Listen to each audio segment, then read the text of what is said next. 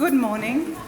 Welcome. For those of you, our new members, who haven't had time to Google Anna Rutherford, let me explain that the Anna Rutherford Memorial Lecture is to commemorate the founder of the European branch of Eaclals and to recall the singular generosity and foresight with which she shaped the field of Commonwealth literature.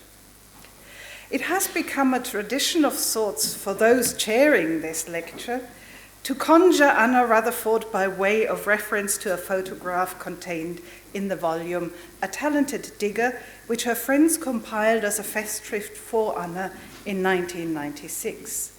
For the benefit of those of you who do not know this rather famous photo, I will not describe it in words, but let it speak for itself. It was taken in Newcastle, Australia, starting and end point of an unusual journey, which in 1967 took Anna Rutherford to Aarhus, where she earned her PhD, founded Eaclals in 1971, and in spring 1972 hosted the first Eaclals conference. Aarhus consequently became the first centre for Commonwealth studies on the European continent and the first university to offer a whole course on Commonwealth literature. And all this, Hena Mes-Jelinek wrote, at a time when Commonwealth studies were unheard of in Britain and the rest of the Commonwealth.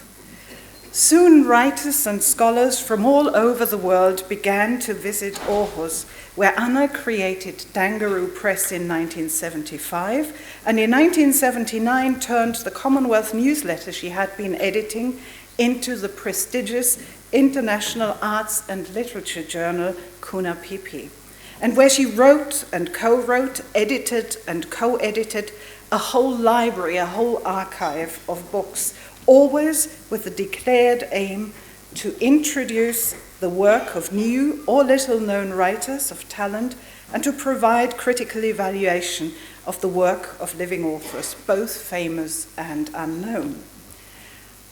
Our speaker today knew Anna Rutherford very well. In a wonderfully funny piece in A Talented Digger titled Anna Rutherford's Excursions, she writes, "This is Anna Rutherford. She lives in a railway house in Denmark, although she was born in Australia, and she has been everywhere in the world. No airport or depot is safe from her. She can swim for miles, she wears shoes of different colors, and she follows no fixed route. She is, yes, her own vehicle, and the strangest bus rides in the world have seen her direction, her passengerhood, her brilliant and invincible destination." Brilliantly and invincibly, Aritha van Herk too has been following her own path, on which she was set with Anna Rutherford's help. Her works include hundreds of articles, 5 novels, illuminating explorations of Canadian land and cityscapes, 2 histories of Alberta, a volume of prose poetry titled Stampede and the Westness of West, and 2 volumes of critical writing. Like Anna, Aritha takes her role as a mentor very seriously and has successfully midwifed with her warmth, her understanding of human weaknesses, and her wicked sense of humor, many Canadian writers and their early works. Now, her CV is 84 pages long, so I could go on, but I have permission from her to tell you this instead. Her favorite color is green, and her first heroine was Anne of Green Gables. The color of her hair is, like her heroine's, red, not blonde, as Isabel's film on Monday suggested. As you can tell from her name, she has Dutch connections. As you cannot tell from her name, she has also Spanish ties. She lives, she tells me, a very quiet and boring life.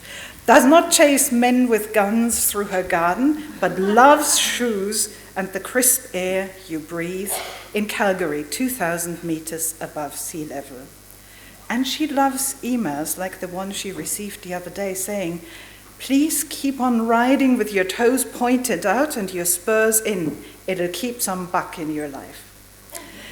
So, everyone, climb into your saddles and hold your reins fast to your reins, for when Aritha starts galloping, time will fly. Please help me, join me in that.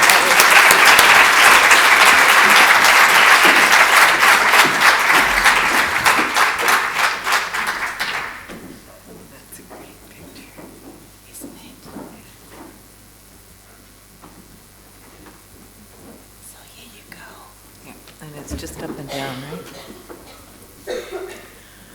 Thank you so much, Helga. That's very generous. And thank you to the prior speakers, both for mentioning fishing, because I live on a river that is apparently one of the greatest trout rivers in the world, and for mentioning Leonard Cohen, who is, I have a few stories about Leonard Cohen, but you would have to ply me with a fair amount of wine before I would consent to tell them. I can tell them now because he is no longer with us. Thank you to Eaclals, and especially thank you to Oviedo for inviting me to give this lecture. It is an enormous honor, and I hope to be able to live up to it. I too am going to talk a little bit about Anna because she was irresistible. The woman who names this talk was a city all her own. She was a city of mad intention and wild surmise. She traveled the world through Africa, Asia, and Australia, and her Newcastle origin and its accent was always in some particular way accompaniment to her life of adventure and exploration. She was the progenitor of Commonwealth literature, a grandmother of post-colonial critique, and a powerfully insistent voice that Europe must pay attention to world literature, must read beyond its mere parochial interest. As Helga has said, her organizational and publishing activities were legendary. Potently effective, she was rightly revered in literary and academic circles for her efforts to expand the study of post-colonial literature. For 28 years, she directed the Commonwealth Literature Center at the University of Aarhus, a small city off the beaten track even from itself, for all that it was once a fortified Viking settlement, and now claims to have the youngest demographic of all European cities. From there, and from her idiosyncratic house outside of Aarhus, which was a version of magical hayloft sitting in the middle of a field in the middle of nowhere, she orchestrated, aided, and abetted the literature of those of us who are part of the peripheral world, who must invent cities rather than bask in their reputation. Gary Turcotte once described her as a combination of Muhammad Ali and a great white shark. But I found the shark element was rare, except when she wanted people to do something. Then her wake was impossible to escape. I met her first at a conference in Gothenburg, Sweden, organized by Britta Olinda, who is here. Britta, please stand up.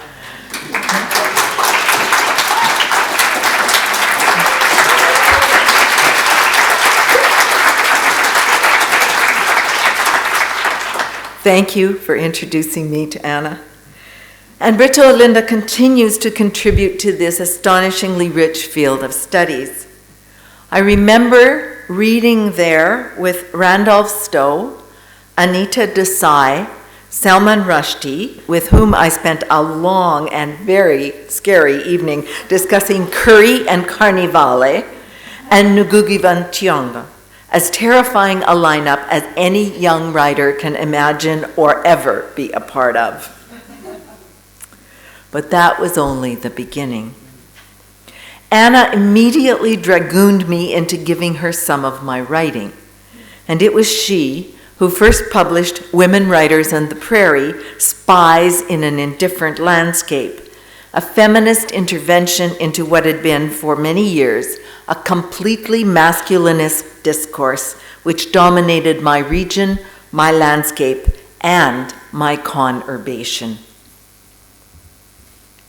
My own story echoes, I know, many others, for Anna was determined to include marginal and silenced voices, voices from the peripheries of the world, from Asturias and Alberta, voices without ready access to the machinery of noise that models the industries of publishing and print. But oh, Anna. Seeing her on the video from 1996, the first evening back here, brought a shock of recognition at her sheer aliveness, her unabridged singularity. She was a city into and unto herself, embodied, inventoried, and rhythmic in ways that model mindful curiosity. She drove a Land Rover, always wanting to get off the beaten track, beyond the confines of bitumen and gravel. She ground the gears with a fierce carelessness, and when she found a parking spot, a rare parking spot, would declare that that day or that moment God was certainly a woman. Her hair was the style of a swimmer's, no style at all, and she loved the bodies of swimmers. Swimming was her true métier, and water her private garden. She wore nothing but tennis shoes, and it was from her that I learned the trick of wearing two different shoes to ensure that students paid attention. Of course, they always think that you're just absent-minded. They don't realize that you do that on purpose. She had a fabulous sneer that she saved for her particular dislikes. Peppers or capsicum. Oh, I don't care for capsicum, she said to me. And for pretension. She boldly stole the cutlery and the glasses from airplanes and airlines back when they served drinks in glasses and gave people metal knives and forks. Those thefts comprised her entire stock of glass and kitchenware. She could cook only one dish, a terrible mix of overworked pasta and tinned tuna, which tasted of nothing so much as wallpaper paste. Her favorite food was a chicken sandwich. She introduced courses in African and West Indian writing, and she organized, as Helga's already told you, the first European conference on the Commonwealth novel, the beginning of the discipline that we now embrace so wide-rangingly, that is now so wide-ranging and generative, with scholars from more than 300 universities and writers from more than 30 countries. She was the first woman chair of Eaclals, and she fought fiercely to expand everyone's old white boys canon, her instruments, Kunapipi, Dangaroo Press, and her persuasive stubbornness, born of her history, her Irish Catholic roots, and her origins in Newcastle, Australia, the industrial working class city of Australia. She was adamantly working class and proud of it. Her father died shoveling coal on the open hearth at the local steelwork. She practiced multiple alibis with the skill of an outsider, which meant that she was an advocate and friend to the outsiders and outriders that we all are. I shared with her multiple moments of madness, like one of those birthdays that I needed to hide out from. I think I was 30. A birthday I should have spent with 5 lovers and 15 bottles of champagne, but instead spent with Anna in a nunnery, if you can believe it, in Denmark, where we managed to elevate our spirits to the point of excess so that the nuns, hiding in their kitchen behind the refectory, laughed the ghosts of that strange place awake. With her, there were many celebrations of books and writers, especially at Eaclals conferences. Over the years, the most memorable conference excursions always happened with Anna, and I have written about that, as Helga says, so I didn't want to repeat it, but there were certain trips that were amazing. It was especially if you went on bus trips that carried participants into wildly unpredictable circumstances. There was the beach trip in Perth and me, a flatland prairie kid, afraid of water. There was the Singapore to Kuala Lumpur trip when the bus air conditioning did not work and we perched beside the road watching the China Sea with David Dabadine reciting poetry while various mechanics muttered over the impossibility of curing aircon, and in the end we rode all the way back and forth without it, but with the windows open. There was being held up at knife point at a conference in Jamaica.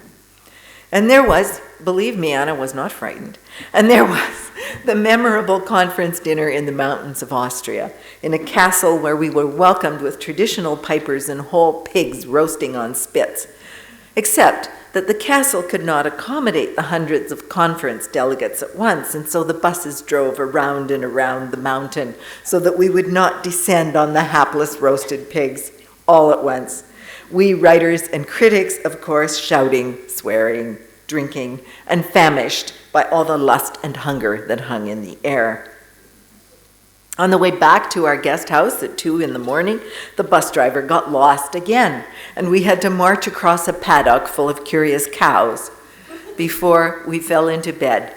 The bridges between this amazing field of creativity and study making us connect in ways that were completely and wildly generative.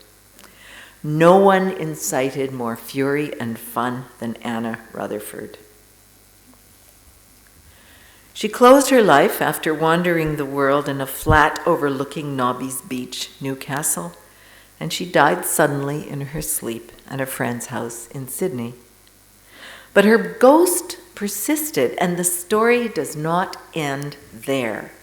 In fact, she haunted the world until May of last year, when 15 years after her death, the New South Wales Supreme Court finally ruled that Waratah's Cavalry Mater Hospital, rather than the state of New South Wales, would receive her estate, the money to be used for cancer research.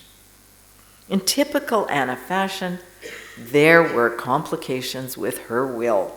She was involved in litigation against a former business partner, which had not been resolved, and to top everything off, her will was challenged by nunnery and hospital name changes, combined with name changes for the Cancer Research Fund she has designated as her beneficiaries. It took the courts in Australia 15 years to decide that she wanted what she wanted and all the names be hanged. Commonwealth literature, this is a metaphor. Morphing into post-colonial studies, morphing into world literature, and now into global cultural studies, this can only be confirmed by the justice of Anna Rutherford's inheritance to us. And now, haunted by a similar moment as the one that haunted me long ago on that dreadful birthday when she gifted me a glass that she had stolen from Emeritus? I never know how to say that. I've never flown that airplane. I wish only that I were talking away the night with Anna Rutherford in a most peculiar haunted nunnery hardly imaginable in the Danish countryside. Yes, she was a city unto herself, as varied and layered as any city's archaeology. And my task today is to argue that the memory life of cities partakes of the same seduction and forgetting that human lives do. I have become, after growing up in the heart of the country, the parkland of Western Canada, dirt under my fingernails, scabby knees, and a yen for open fields, I have become a city woman. I live in Calgary, Alberta, Canada, North America, the Western Hemisphere, the Earth, the world, the universe, the galaxy. This exercise of placement, which you will recognize from James Joyce's Stephen Dedalus in Portrait of the Artist as a Young Man, is the kind of reminder that we have begun to forget, that we must not forget, despite our desire to make of our cities entire worlds, separate from the currents of affect. There are cities, and there is the world, but the temptation of a city beyond the factors and influence of the world is worth resisting, despite what I suspect might become the future and the city-state. Calgary is as close to nowhere as a city can get. It helps, of course, that it is a Canadian city, inevitably an oxymoron. As Anita Badami described so cogently the other day, Canadian cities are seemingly empty of people, full of roads, whizzing with vehicles, but otherwise far too quiet in terms of the drama and action of a hypercity. But there are Canadian cities, geographical entities tied to population density, which would make any European laugh. And so my city, Calgary, Canada's third largest by both population and area, incorporated only in 1894, a mere 120 years ago, is a city so recent in city terms that it has forgotten its age and remembers the future more than the past. Calgary before Calgary began as an idyllic place to pause, rich with reeds that could be made into hunting bows, trees for fuel, and an endless arc of sky above the confluence of two rivers, swift-flowing clear water that still tastes of the glaciers paused above the Rocky Mountains not 100 kilometers to the west. We pay homage in this city to its ancient history, the confluence of the Bow and Elbow rivers, which you see here, Mokinsis. We have learned, albeit slowly, albeit reluctantly, we European imports, and with the worst of colonial manners, to acknowledge that this city is not ours, and that we have not built it out of ladders of air. At the beginning of every formal occasion, we now express gratitude for its long history and take the opportunity to acknowledge that we, the city of Calgary, the citizens of the city of Calgary, stand on the traditional territories of the Blackfoot and the people of Treaty 7 region in southern Alberta, which includes the indigenous Siksika, Pikuni, Kainai, Tsuut'ina, and Stoney Nakoda First Nations, as well as the Métis Nation. Treaties in Canada, you can't read this, were history's tricky and underhanded way of pacifying the indigenous people whose lives and way of life the European fur traders and colonizers destroyed, displacing those people from their nomadic habits and homelands and eradicating the buffalo which had been their food, clothing, weapons, and sustenance. The heartbreaking speech of Chief Crowfoot at the occasion of the signing of Treaty 7 is worth hearing if we listen in a post-colonial context. This is what he said before he signed his X. While I speak, be kind and patient. I have to speak for my people who are numerous and who rely on me to follow that course which in the future will tend to their good. The plains are large and wide, and we are children of the plains. It is our home, and the buffalo has been our food always. You must look upon us as your children now, and take care of us. If the police had not come to this country, where would we be now? Bad men and bad whiskey were killing us so fast that very few would be left today. You have offered to protect us as the feathers of a bird protect it from the frost of winter. Here is the fine essence of the colonial enterprise. And this, I'm not sure how well you can see. Maybe the lights could go down a little. In this painting, which is a representation of the signing of the treaty, what you will see here is pretend to make friends, produce an elaborate document full of seals and whereas, and then, with the not yet famous, they weren't famous yet, Northwest Mounted Police standing between the starving indigenous people and the pile of food behind them, have them sign over their land. A bargain. No guns, not much overt killing, but a slow and systemic genocide, bloodless and ignorant of affect, an affect that all of Canada now must grapple with in terms of Indigenous people suffering the terrible aftermath of residential schools, chronic health issues, a loss of language and culture, and a residual racism that cannot be ignored. Nations and cities alike are built on blood, commerce, displacement, ambitious zeal, and human caprice. This, then, was the beginning of Calgary, only just beginning in 1885. And so, the traditional name of this place, this cluster of what was at that time tar paper shacks, is Mohkinstsis.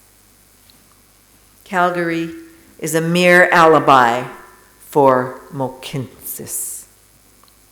Cities embrace alibis as readily as thieves embrace opportunity, and my city has a dozen alibis. Cow Town, Horse Town, Oil Town, heart of the New West, part of the energy, Stampede City, and a common refrain that we hear often: there is more culture in yogurt than there is in Calgary. Or other popular refrains that are imposed on my city's aesthetic context. Well, I partied with some crazy Calgary cowgirls. We ripped and snorted, kicked our heels, and then two told me they got old-time religion. One says she'll never barrel race again.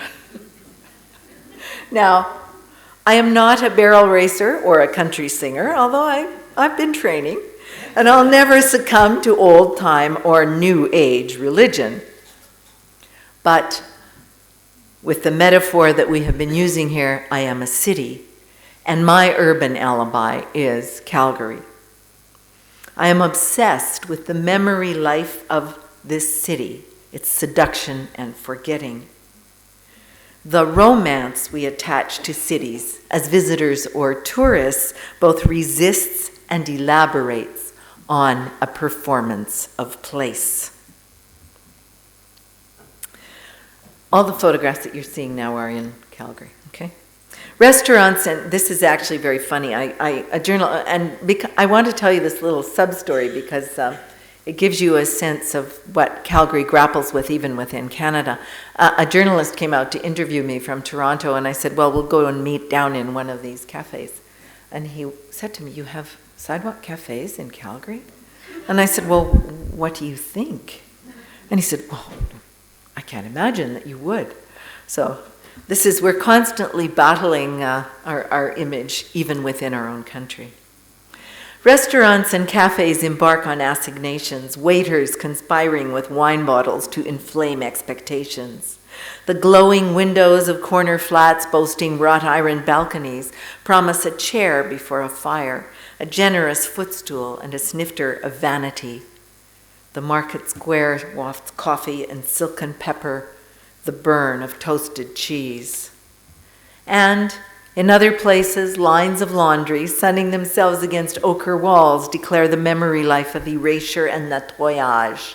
lavanderia en casa.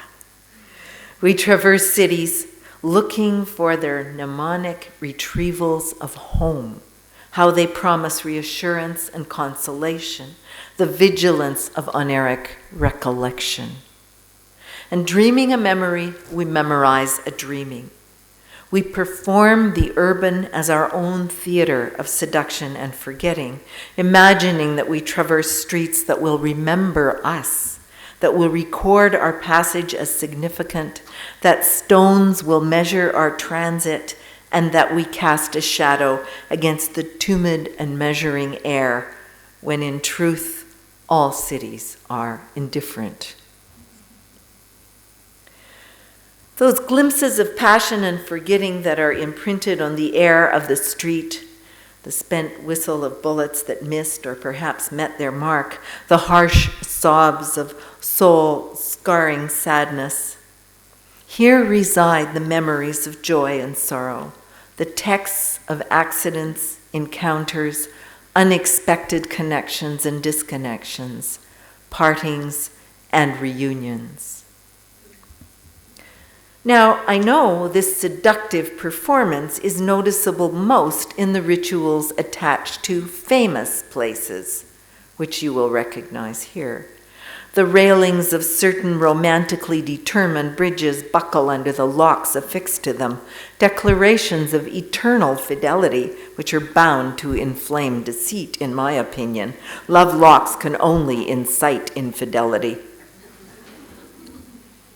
But bridges in Calgary perform a definite incantation, which returns me to the beginning of my meditation here, that my city is attached to an ancient meeting place, the confluence of two rivers, the Bow and the Elbow, Mokinsis. The performance of seduction and memory is tied to the elegance of connection. And in my city is a structural enactment of that attachment, which has as well a logistical connection to where we are now, in Spain. In 2008, Calgary, the place, remember, that is famous for being raw and uncultured, proposed to build a promenade-like pedestrian bridge across the Bow River, and in a fit of optimism, without looking at the cost, commissioned Santiago Calatrava to design it. My city, my heart and liver, which is what it is, entered into a paroxysm of argument about the project, sides for and against, discussing the extravagance, the hiring of a foreign architect. He was called a foreign architect. The insult to local talent, the crazy length of time it took to build it, and the overruns on cost. Calatrava visited the city, stayed for quite a while, and worked on the design until he famously declared it the most accessible, functional, and technically challenging bridge that he had ever made. Opinions rode for and against it, with citizen fury and favor comparing it to a Vegas monstrosity, a crazy tube, and my own favorite nickname, the Twizzler. I don't know if you have these kinds of sweets here, but you know what they are, right? Construction was 17 months behind schedule, and the cost overrun was massive, the final tally coming in at an unprecedented $25 million. And even if those are Canadian dollars, which are relatively useless, that's still a lot. The politicians wanted to pretend it wasn't there, and none of them showed up to cut the ribbon on the day that it finally opened. But on that day, as you can see here, the celebration without the politicians, a celebration organized by volunteers, which is, of course, a hallmark of my city. We do everything by volunteerism. The bridge itself seduced my city. The lighting of the structure, a version of photo studio, encompassing its shape an argument for the connection that it physically provides to pedestrians and cyclists. In fact, it enacts the very embodiment of Calgary's history, physical geography, and memory. And while it is a means to cross the river that the city has claimed, it is also an icon and an alibi, a trace of the connection implied by the rhythm of a city. It is a public space, but it is also a moment of stillness, a suspension above the water of the swift-flowing bow that created this meeting place, Mokinsis, which should have been its name. Instead, of course, the politicians trying to appease everyone called it the Peace Bridge and said its designation was about honoring the troops. And everybody just got madder, right? I mean, why would you do that? It should have been called Mokinsis. And there are a group of us that are arguing to change its name. We all want to be photographed with it, in front of it, and on it. We subscribe to the idea that cities are made up of multiples of people who by and large act independently of each other, that cities are the chief engines of innovation and the creation of wealth, that they are also the main source of crime, pollution, and disease. But we forget, to our peril, that cities have long memories, persist in memory and forgetting both, and that they are, in their organic complexities, capable of a supreme seduction. Hernando says a kind of memory is present in them. Cities are complex systems with many surprises inside. My city, in its bustling effort to perform as more than a mere footbridge or meeting place, to outstrip its reputation as having no culture, has found two connections to Spain that it claims as its own. One is the Calatrava Bridge, my Twizzler, and the other is in front of the Bow building, a plensa called Wonderland. I should also tell you about the Bow building. We have a law in Calgary. We have very strange laws sometimes, but this is a very good one.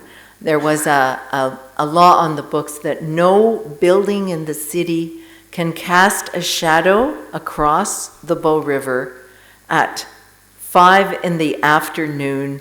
on, I think it's April 21st. So the Bow building, which was designed by Foster, you can see how desperately we appropriate all the cultural icons of the world. He made it a certain number of stories. And they said to him, Mr. Foster, he's the same man who did the Gherkin, you know how famous he is. No, I'm very sorry, your building has to be 5 stories shorter. Well, he said, what, are you talking to me? I am Mr. Foster. What? And we said, no building may cast a shadow across the Bow. And he made the building 5 stories smaller.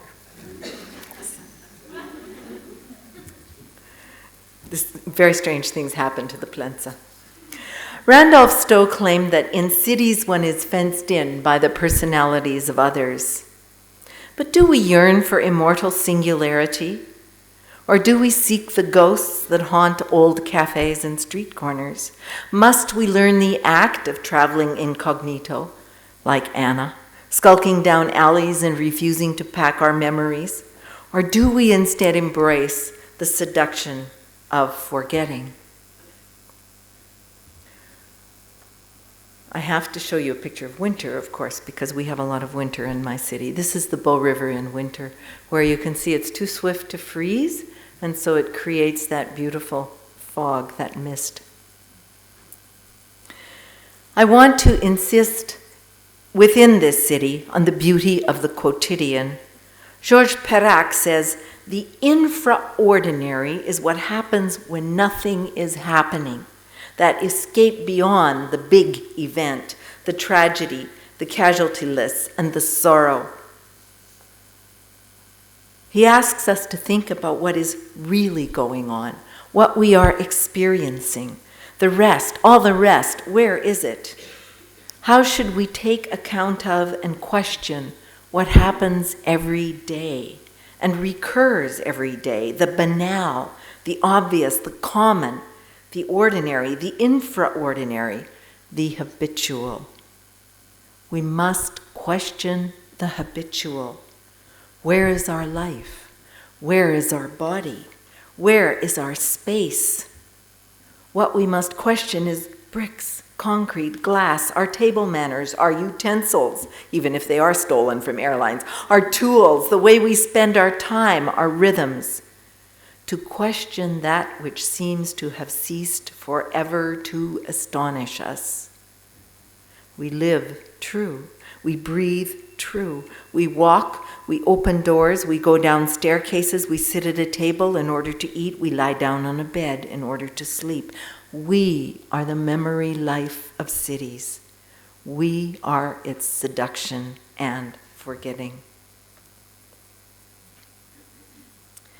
Anna Rutherford's impetuous travel, putting one foot in front of the other, driving across deserts, her resistance to stasis is a model. And so I conclude by reading in homage to her restlessness a kind of requiem. A requiem about Calgary. There are a dozen cities where one might choose to grow old, their literary homecomings thick with temptation. Those are the places that seethe with pilgrims, where postcard racks adorn sidewalks and the same bells have rung for centuries, tours of significant sites available hourly. But those cities taste of their own indigestion, wield a language lethargic with habit. They are complacent. Their bones crack when they shift. What are our vices here in Calgary? We are a town with a taste for riddles and disguises, all of us rodeo clowns, waving to attract danger. We've no use for ornamental knowledge or extravagant devotion. We do not inherit our houses or professions. We rise early in order to start over, to reinvent ourselves before breakfast. We finish the job we've contracted, the horizon we've arranged for, the sleep that will temper our impatience. Calgary isn't gritty enough to be beautiful. No one believes us brave and confident. We're considered bland as a button, energetic but heedless, industrious enough, generous but intolerant, quick to turn a collar and stride away, ripe with impatient justice. Yet here is our destination and yearning, the greedy sprawl, the stubborn tenderness of the harsh light. We are the modest folks who keep the secrets of this city. Even as they arrive, we discourage newcomers, those who come to argue for their own consumption. No one moves here for pleasure, but for ambition, that Philistine affection. And we're too kind to measure out the balance sheet of merit. Yet those who open their arms to the city's temper are seduced, fall in love between the CPR tracks stitching the corridor of downtown and the parabola of the Bow River. People expect that Calgary will forget them when they leave. Instead, they discover longing, the wisp of an ache to return, the promise that it will be possible to close one's eyes against the glare of stolen time. We think that we are separate from our cities, that we live but do not live there, mere bystanders to its crazy spread and rumored consumption. We are reticent as our own obscurity. Late at night, under a stalking moon, our history sings behind closed doors. They started doing quotes on the sidewalks of the cities, and they used that quote right in front of the History Museum in Calgary. It's better there. And it's one of those crazy paints that they put on the sidewalk. It only shows up when it's wet. So when it's dry, no one can see it. But when it's raining or it's snowing, and we get more snow than rain, then this suddenly comes up.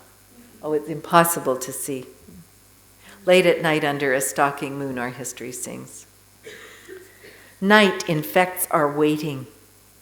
What is the archetype of Calgary? A faded sign, a bloated sunset, a bleak facade that cannot shelter the wind. That wind, our city wall, while the noisy bars serve as our cathedrals, worth a visit to say a quick novena to mourn what's lost. Sleepless as the coming cold, always stealing up behind the short, high summer, the mauve line of the foothills kneeling at the horizon, far enough away to disappear our gaze. The power of these peripheral cities is that the world does not know us, does not even want to, dismisses our gas stations and brusque roads, assumes that we are mangy and distempered. We might petition ourselves to be braver, but this is then a vulnerable city, shy, taciturn to a fault. We hesitate to speak, and when we do, cannot help but declare a series of only obvious truths. We carry sorrows aplenty. Yes, we are home to grieving widows, waifs and strays, migrants and expatriates. Calgary does not crush heartbreak, but cradles hope gently in both hands. We are a city too small for loitering, too big for privacy, too hesitant for balance, and yet too tenuous to be dismissed. Neither sexy nor indifferent, but in our own absent way, attentive, and if restless, willing to wait. We want only comfortable boots, a good warm scarf, and most of all, a kindly ghost, one who walks before dawn, who lurks in glass distortions, liquid sand holding the city up to the light. And so I wait for a future when I'll return to this elusive season, this city in its shining. That hour between day and twilight, just before the streetlights blink, and when the shadows of the Rockies dwindle, hovering out there in a mirage that denies sidewalks, those blurred and deceptive roads. What sets us wandering past signs and into sun-drenched hideouts, where we begin to talk about the way we were, traces of a present already slipped away. And so, a requiem it is. Calgary is where I too will take my human bows, where I will totter on a crosswalk and hope for the kindness of strangers in this city called Mohkinstsis. Thank you.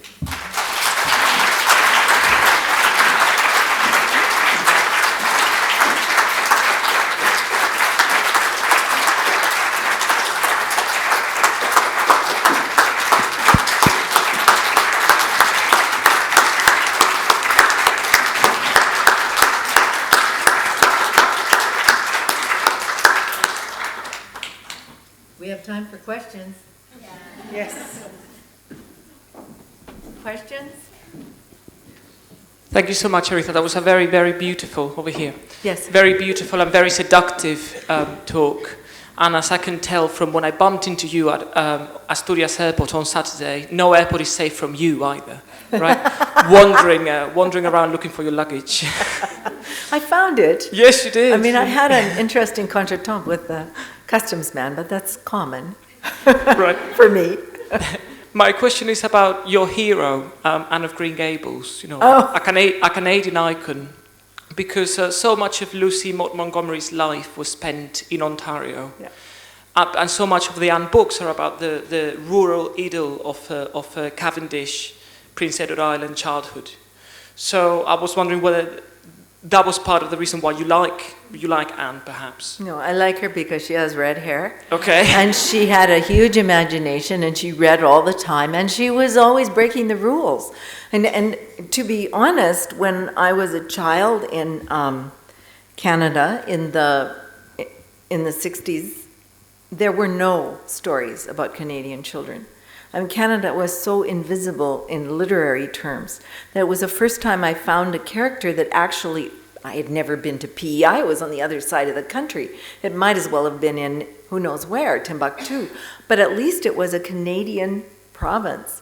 So Anne of Green Gables for me was the first Canadian heroine I encountered. And she had red hair, and she read books, and she got into trouble. Who could resist her? I mean, this is the basic structure of my character, right? So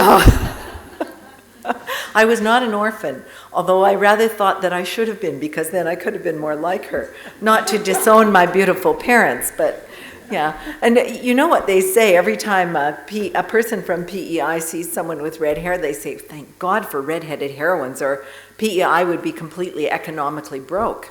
Because in fact, the entire economic structure of Prince Edward Island, where innumerable tourists go, is based on tourism to what are the presumed sites of Anne of Green Gables. So there's a kind of strange, it's all about economics, I hate to say sometimes. Do you have other questions? How many, I want to ask you questions. How many of you have been to Western Canada? How many of you have been to Calgary? Yay! Okay.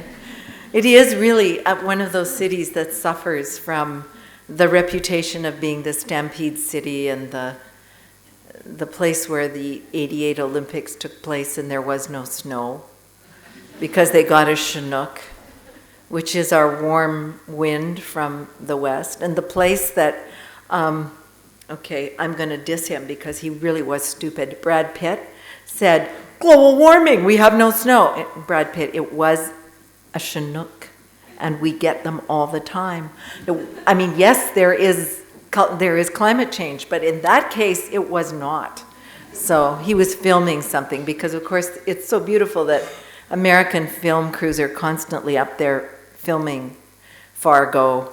All kinds of the shows that you watch are actually filmed right outside Calgary because we have a great film industry, and they can pretend it's anywhere, unless they put the Foster building in. I'm happy to answer any other questions. Yes?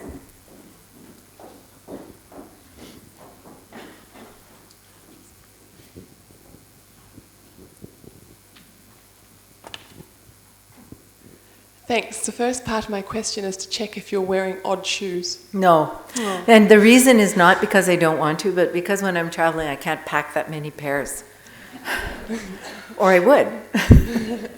And then I'm thinking, I come from Christchurch, New Zealand, which has a much less spectacular skyline, but also this juxtaposition between the plains, the river, this odd group of buildings, and then the mountains and clouds, and the sky and the land still takes up more space on the photo almost than the city itself. And then you sang your little song about cowgirls and barrel racing, which I was imagining happening on the main street of Calgary. And I guess my question is, to what extent is the urban space still also a rural space? And I wonder if in some ways, I feel we're creating too strong a dichotomy between the rural and the urban, and yet, as a country girl myself who lives in cities, I don't experience a city only as a city. It has its roots and its traces in the land and the sidewalk that has grass growing through the cracks, that kind of thing. So I felt a kind of connection with you on that point. I didn't feel you were only talking about a really urbanized space when you were talking about Calgary. It's fascinating because it's very difficult. Calgary does not wish to abjure its ranching rural background because it's too romantic. And I have a lot of issues with that, which I dealt with in Stampede and the Westness of West, which is an ironic reading of the way that we have iconized the ranching era. Free-range ranching, when the big shots down east, who effectively had taken over all the land in the West, leased the land, if you can imagine this, to their friends, their rich rancher friends, for a penny an acre a year, which was the way, of course, that the indigenous people were completely dislocated. So there's an incredible kind of, now we have a recognition that movement was damaging, but there's also a romantic embrace of the ranching era and the celebration every year of the Stampede. And at the same time, this city, it's 1.3 million people, is incredibly urbanized. And if you said, walked up to someone on the street at the base of that building, or the man climbing the Plensa statue, and said, where does beef come from? He probably wouldn't know. He'd probably never seen a cow or a pig in his life.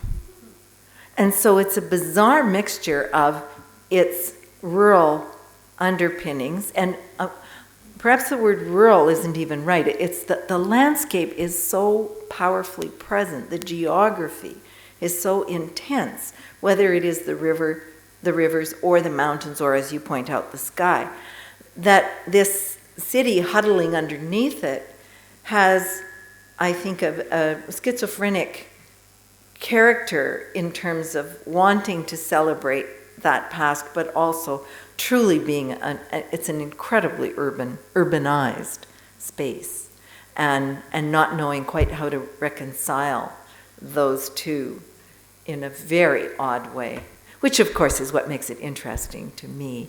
But it is present, yes, but also slowly erasing itself.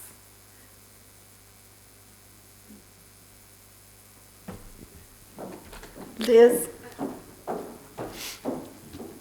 Thank you.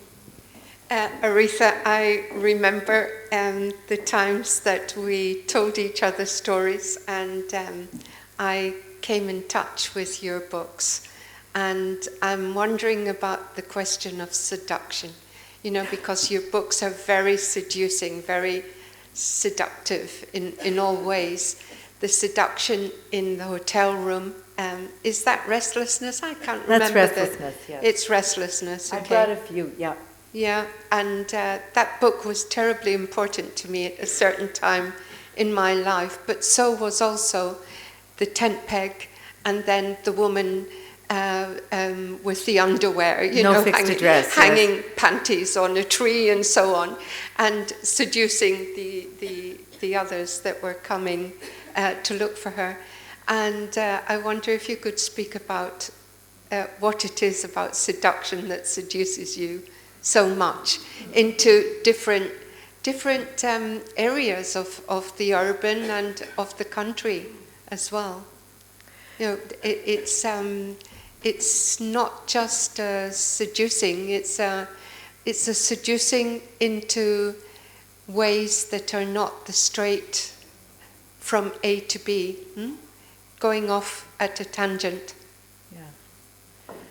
Well, there are so many different strands. That's a wonderful question, Liz, and very complicated. First of all, Canadian women are regarded as without much aesthetic appeal unless they come from Montreal, okay? All the beautiful women are in Montreal, and all other Canadian women are some kind of mélange that nobody understands. So that ties into, I think, a feminist apprehension of the body and the force and power of the body and the mind together, which have informed my writing right from the very beginning, because I think the apprehension of the physical and its affect is tied so much to the way that a writer works. But for me, it's also a question of hauntology. I have so many ghostly and ghost-like seductions that I'm fascinated by, because I think there is a return, a trace that always occurs with whether one is seduced by or within landscape. And this is very clearly, I'm talking about the city and seduction here. Or whether it is the intimacy of reading, the seduction of libraries, or whether it is, in a different sense, that connection between two people. The most recent story I wrote, this one, Deep Cold on 11A, is a story about being seduced by a street. It is a story. It looks like a CD. It's not. It's a beautiful little chapbook inside a CD case. But it is about how the coldest night of the year, and in Calgary that can be -30, and what happens on this street, and how it goes back to its history. It's a street that was built, I know exactly, in 1912, which I know you think this is impossibly young, but and how the street enacts a story that pulls people together. So, and of course it has ghosts and haunting, but I think that seduction has been treated too simply in a critical sense, and that's why I'm trying to widen its parameters. I don't know why I'm telling you this, it's very dangerous. I'm right now working on a book that is about seduction called Blame, which is really about people who get blamed for what are cataclysmic events, but I think it is all tied to the idea of seduction. Sorry, I can cite you 1,000 theorists, but I'm sure nobody wants to hear that. And mostly it's how do you build it into the story? That's what's always interesting to me. The Stampede and the Westness of West, which everyone thinks is a book about the Calgary Stampede. It is, but it is also not. And it's about how you take a crazy event like that and then you take it apart so that you can understand it as a gesture of connection. And that, to me, is, of course, the greatest seduction, which is why the Calatrava Bridge is so incredibly seductive. I mean, the city councillors they fought, they complained, they whined, they bitched, and then when the bridge opened and the people loved it, then they went around saying, oh, we built that bridge. Well, it's total seduction, but it's the bridge that did it, and the people who then went, and you could see the many different ways that it is engaged with all the time. And that's the connection, that connection between space, place, bodies, and imagination that I think is the really important part of seduction.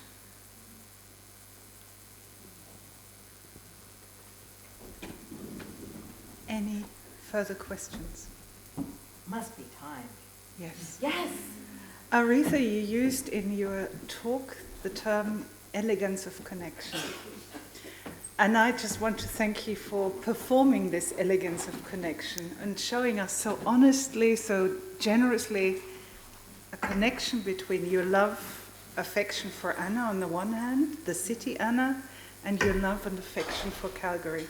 Thank you so much. Thank you.